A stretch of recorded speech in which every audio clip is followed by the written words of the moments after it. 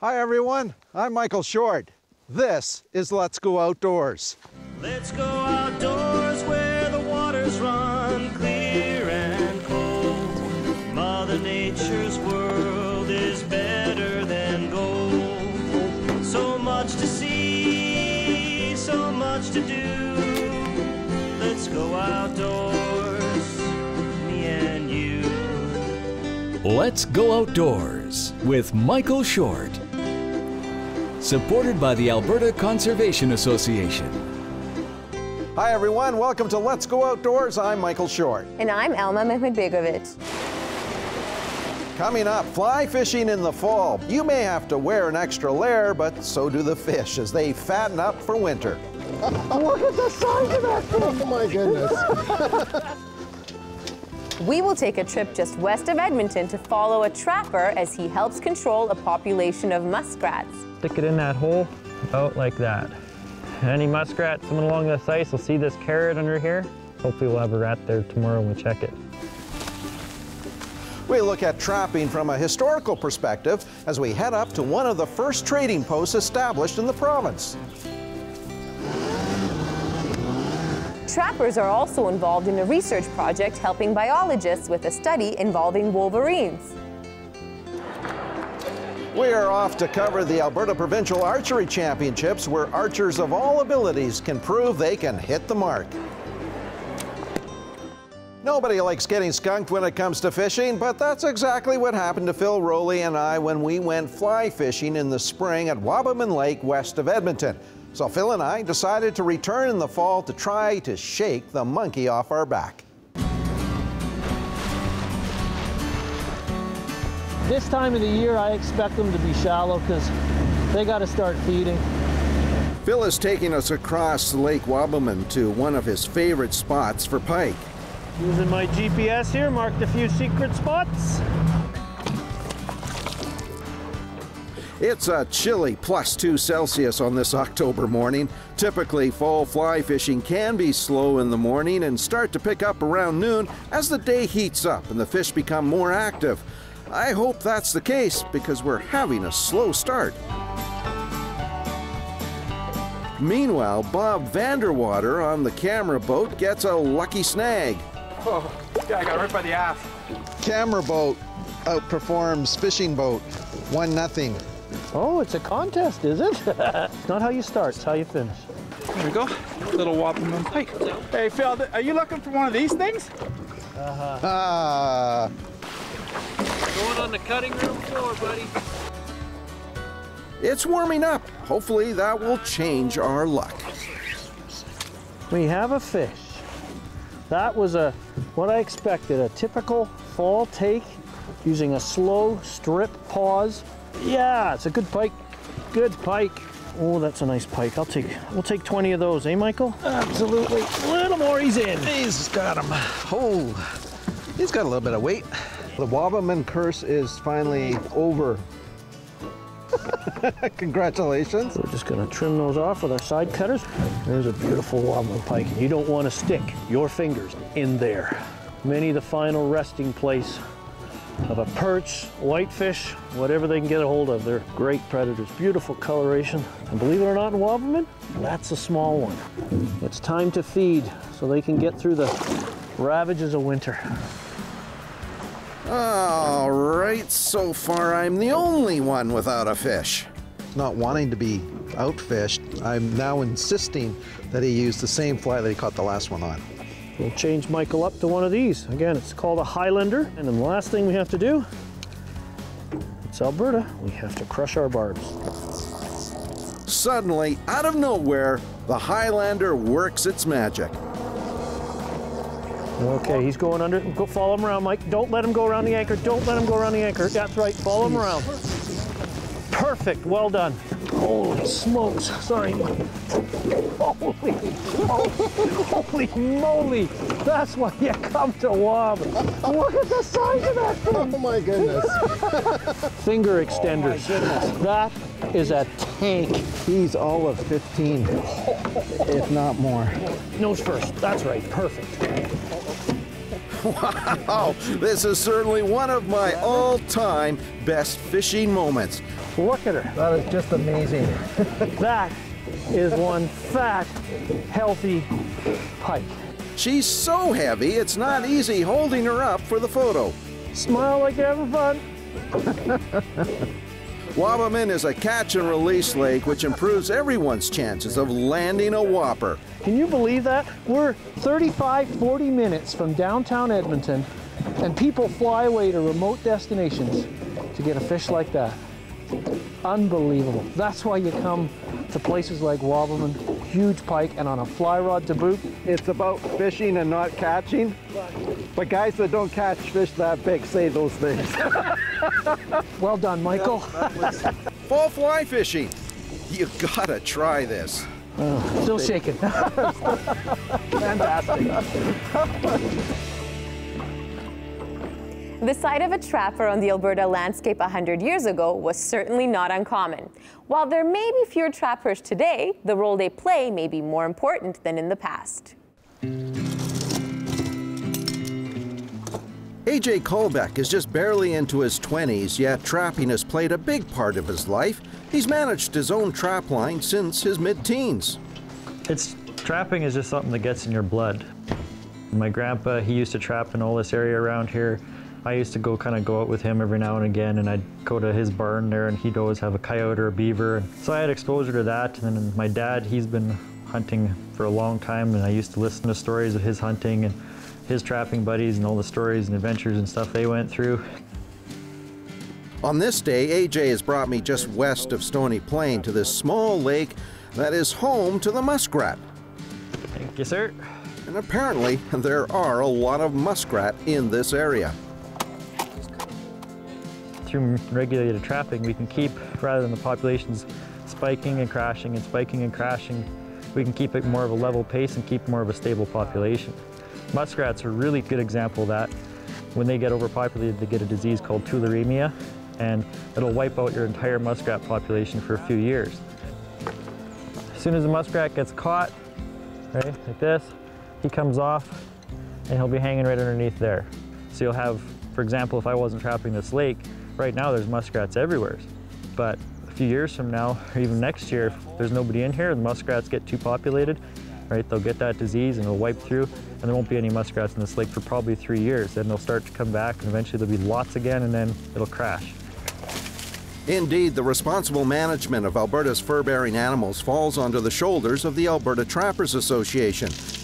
And perhaps just as critical is getting word out about the role trappers play today.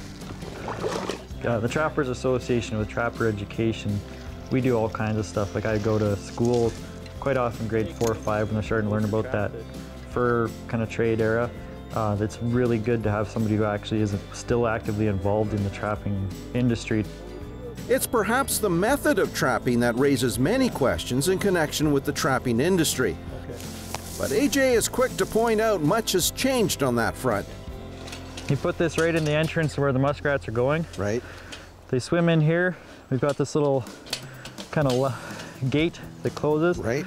They swim inside, and once they get inside, they can't get out, and it keeps them submerged under the water. AJ uses a different type of trap for catching the muskrats that are swimming in more open water.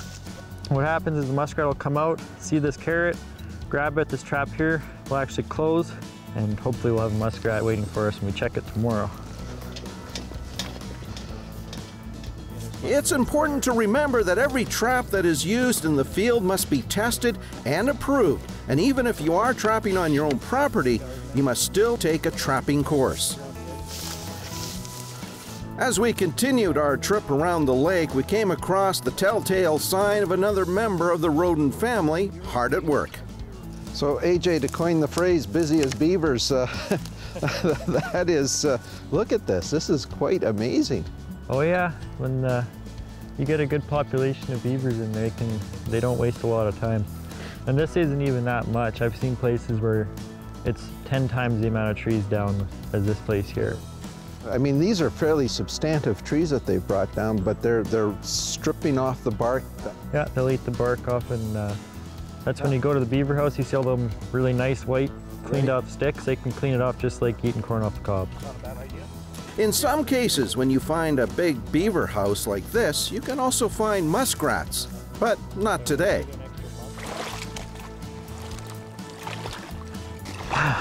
Nothing on this one. The bait's gone, but nothing in the trap, so he outsmarted me. With so much attention these days being focused on collecting your own food, AJ feels there may be room yet for people to see the value of trapping. There's our muskrat right there. Because fur is such a nice thing to wear, and there's all this green movement nowadays, right? Fur is about as green as it gets. So we've seen the care and effort that goes into trapping here in Alberta, and this is the product that is a result of all of that hard work. Canada was built on the tradition of trapping, and you can see the craftsmanship and the comfort of a hat like this, and we know in Alberta winters we could certainly use it. Coming up, some 500 students take aim at the Provincial Archery Championships. The Alberta Conservation Association is proud to be partnered with Alberta Fish and Game Association, Alberta Hunter Education Instructors Association, Alberta Professional Outfitters Society,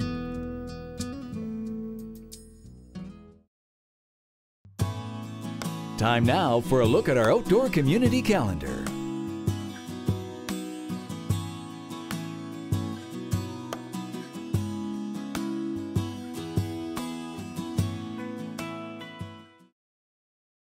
Over 500 archers from across Alberta gathered in Edmonton to participate in the Provincial Archery Championships. And in some schools, this sport has become so popular that classrooms were almost empty due to the fact that many students were competing.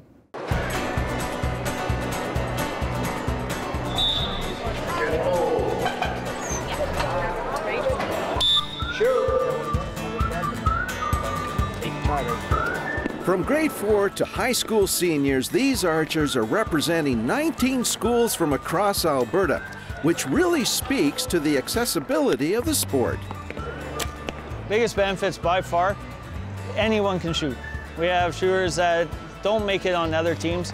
Archery, it doesn't really matter. I tell them scores never ever matter, and they just start and they just love it. I have people that are high needs and they shoot, and they absolutely love it. When they hit that first yellow the odd time, you'll even see here, they're all excited. And to prove his point, I'd like you to meet grade 10 student Jocelyn Wilson. Despite her blindness, she's embraced this sport. Up, left, shoot. Got one on. Actually, my teacher, Miss T, just I honestly said, I don't know if I can do this. She said, yes, you can. Bam. It was basically done. And once I started hitting the target, I got into it. Go. Good job. Guys, everyone ready again? I think I just like that. It's something new, and not many blind people have had the opportunity to take part in it. And I think I just like the challenge. Toes on toes. 16-year-old Courtney has been involved with archery for a number of years now, and what started out as something interesting to do has become a real passion.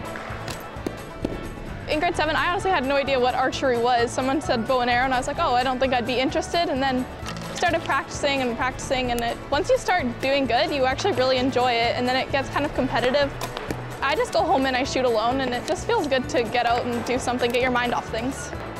And it's not hard to tell that Courtney's mind is focused on hitting that target. In our school, it's pretty cool to see. You'll walk down the hallway on archery days. You have a high schooler talking to grade 4. They see them carrying their bow to their lockers, and they talk about how they're shooting.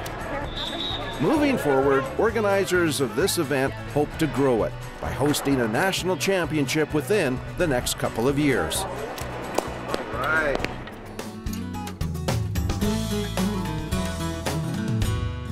Absolutely amazing to watch Jocelyn shoot those arrows. It's unbelievable what people can do when they're determined. So Alma, I understand that we are heading back out to Lakeland Provincial Park. Yes, I did a canoe trip there, but there was just so much to see and do that we needed to go back and show you more of what this wonderful park has to offer.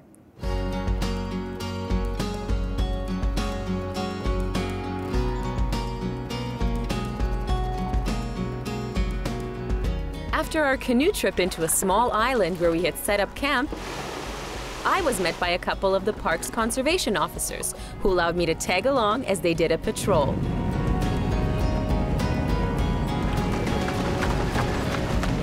Conservation Officer Tyler Mann tells me our first stop is to an area that is used by a number of anglers to quad in their boats. What we look for when we have quads come in is that they have registration and insurance. So what we're going to do is just a quick off-highway vehicle check. We want to make sure that people are keeping debris off their muffler just because it could cause as a fire hazard. Turns out rusty mufflers are not the only things to look at during our brief stop here. And there's a fawn right there. Yeah. So the white-tailed deer is just one of the many mammals that you're going to find in Lakeland. No sooner do we get back on the water and the officer spots some anglers. Well, what I'm going to do, guys, is get your sport fishing licenses, okay, as well as your pleasure craft operator's card. How many have you guys got? Each angler can keep up to 15 perch. It's nice to know these anglers have followed all the rules. We are now off to visit another island that is perfect for an overnight camping spot. So this is the Canard Island campsite. It's probably one of the more used campsites within Lakeland Provincial Park just because of the whole island setting, right? Another important feature when camping outdoors is to make sure your food is stored in a secure location. Because you're in the outdoors, there is a chance that you're going to see a bear, right? The majority of the time, the bear is going to be more scared of you than you are of it, and it's just going to walk off into the bush. But we do want to ensure that we put our food in these bear-proof lockers, and that'll prevent a bear from coming into your site.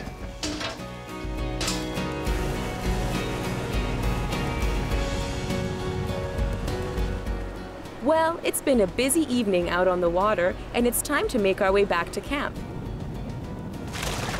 I really hope you guys get an opportunity to visit Lakeland Provincial Park soon.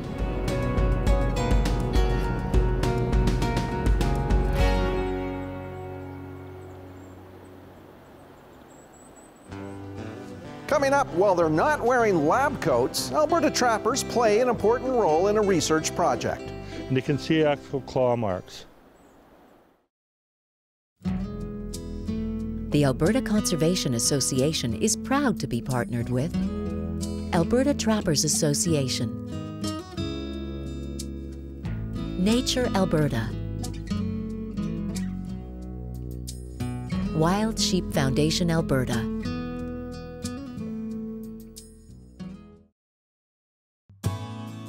Time now for a look at our outdoor community calendar.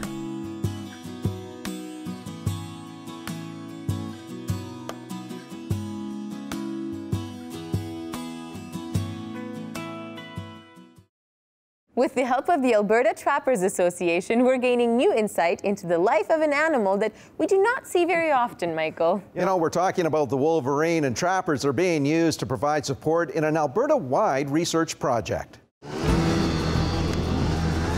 Bill Abercrombie has been trapping west of Edmonton for a number of years now, so when he saw a wolverine in the area of Chip Lake, you got tracks? He suggested to the ACA that this might be a good location to set up a monitoring site.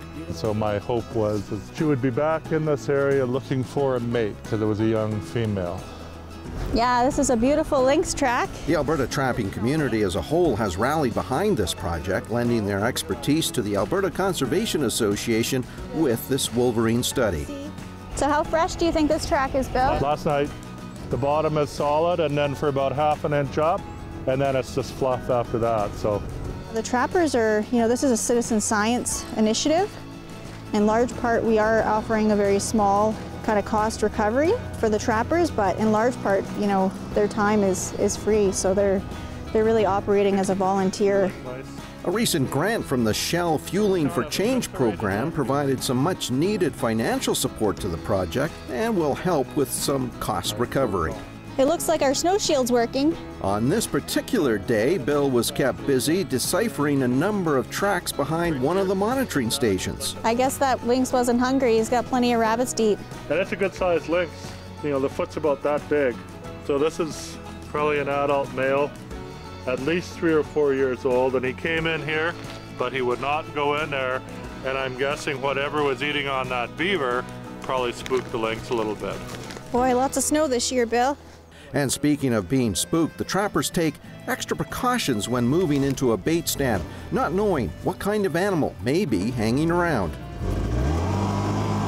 You don't have to shoot at the animal or try to kill the animal. You can simply fire a warning shot very, very quickly at close range. The handgun is very, very loud, and it will act as a deterrent to move the animal out of the area. With 51 monitoring sites across the province, the trappers are often the ones who'll go into these locations to recover the photo cards from trail cameras and ensure the run poles are properly set up to collect hair samples. We've got lots of bait here, lots of scent. Also to ensure a fresh supply of bait is hanging in order to entice the shy Wolverine to come out for a free meal and, of course, get its picture taken.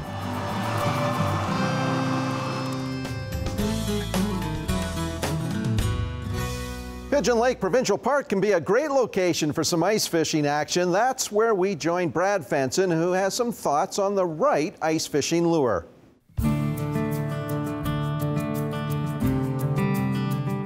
Hi, I'm Brad Fenson with the Alberta Fish and Game Association, and this is your outdoor tip of the week. Have you ever been out fishing and been frustrated because you continually lose your bait, or fish are nibbling at it and you can't seem to catch them?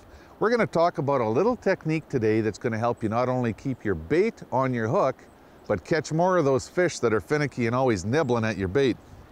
Basically, it's the use of a stinger with just a secondary bronze hook tied to the shank of your main jig hook or into the eyelet. They're very easy to use. We'll just grab a minnow here, which we're going to use for bait, which is one of my favorite for walleye and perch. And what we normally do is hook those up through the head. And as anyone knows that's fished barbless hooks, those comes out so easy that if you jig it a few times, it's really easy to lose your bait. So what we do is we take that stinger and we wrap it around the bait once. Basically, you're lassoing it in, taking your hook and placing it right in the tail. We have effectively tied that bait in between the two hooks so that it won't come off no matter how much jiggling you do down there. Not only that, but if fish are biting real softly and just nibbling at the tail, you got a secondary hook there to catch them. And we're just going to set that in the hole. A lot of times when you're out ice fishing, what happens is your hands get cold, so it's tough to tie. I tie my own. I carry bronze hooks and extra line with me, but they do sell commercial grade ones. You can buy these. There's a bunch of different stingers and snells. These particular ones are very easy to use. We'll just show you real quickly on a jig. They have a little rubber eyelet on them, and the rubber covers a metal eye, and when you pull that onto the hook, it actually stays in place. So even if you're running a barbless hook, you can attach that stinger real quick without getting your fingers out and getting cold. And to top things off, it's always hard to put your hooks away at the end of the day, especially if you're cold. So I always glue a strip of styrofoam in here, and at the end of the day, I just like to put my hooks in there before I leave, and I can put them away at home where it's nice and warm. Nice, good, safe way to store them. Make sure I don't lose them.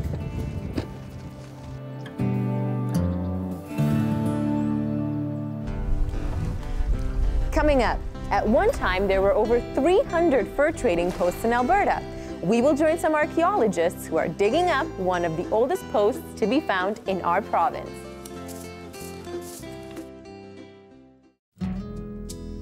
The Alberta Conservation Association is proud to be partnered with Pheasants Forever, Alberta Council,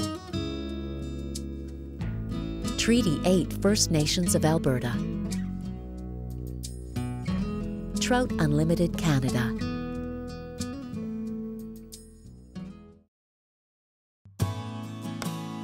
Time now for a look at our outdoor community calendar.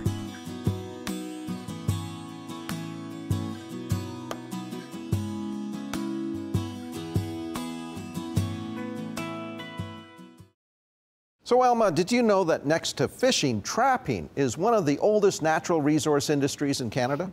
And the Hudson Bay Company was the leader when it came to the development of the fur trade right across the country. In Alberta, the presence of the fur trade industry really started to develop by the late 1700s. It was watercraft like this, called the York boat, which established new access into Alberta's vast wilderness. Able to carry up to 9 tons, these craft and the men who navigated the major rivers were able to bring out the furs for an international market. Fort Vermilion was built around 1788, although First Nations people had settled the area long before the arrival of European traders who established the Hudson Bay Post. It's this history a team of archaeologists from the Royal Alberta Museum has been trying to unearth. My colleague Heinz Piszczyk was really interested in finding this very important fur trade post that we didn't know where it was. Like, we knew roughly where it was on the Peace River, but any attempts to locate it failed. If this entire fort was palisaded, then you would expect all of the structures to be inside the walls of the palisade. Despite the fact this fort was active for over 30 years, the exact location was unknown and took some real investigative work to locate it. So that's a little piece of bone. In the case of this particular fort, it was on the lower terrace of the Peace River. It's almost like a jungle. The vegetation is very thick and it's hard to walk, much less see anything on the ground. The persistence paid off, and the fort was found. One of the wooden walls was the key. So they typically have a palisade around the enclosure, and you can find that archaeologically as, you know, when you're digging, you can find the evidence of a trench, and even the bottoms of the picket upright poles that were shoved in the ground to form the palisade are often intact, and you can find the stumpy ends of those, but the top is long gone. Like, there's never any wood above the surface that's preserved, but when you dig in the ground, sometimes there are traces of that wood. Now, back in 1825, it was well documented that the Peace River flooded its banks, and that left a telltale sign of silt, which can help archaeologists date the site. That flood left behind a layer of silt that we can identify when we're digging. We can see that layer of silt separating 2 occupation layers, and that layer of silt has nothing in it, but everything above that layer of silt would post-date 1825. Everything below that would predate 1825. So this is a layer of silt that you can actually date to a day in time that is documented in history, which this just doesn't happen for archaeologists. We never have that luxury. I mean, it's sort of like the Pompeii of Northern Alberta fur trade history. It's rare when you have a benchmark like that you can use as a reference point, and this is a case where we have that. Got so much gear in there. Recording these sites and the artifacts that are found help us better understand how fur traders lived off the land, and goes a long way to filling up a blank page of Alberta's rich history. So, just like those trappers, Alma, if you'd like to catch previous stories featured on Let's Go Outdoors, track down our website, www.letsgooutdoors.ca. And remember, the outdoors is here for all of us to enjoy. So if you do see someone taking away from that enjoyment, then call the Reporter Poacher line. Till next time, I'm Elma Medbegovic. And I'm Michael Short. Let's go outdoors. I know where I want to be. Outside, wild and free. Let's go outdoors. Let's go outdoors. You and me. Let's go outdoors where the waters run clear and cold. Mother Nature's world is better than gold. So much to see, so much to do. Let's go outdoors.